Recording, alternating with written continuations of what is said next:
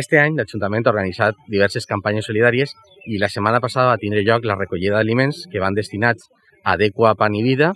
que col·labora amb més de 150 famílies del poble, i jo voldria agrair als centres escolars que han participat en esta recollida, així com també als supermercats Consum per col·laborar en aquesta iniciativa solidària.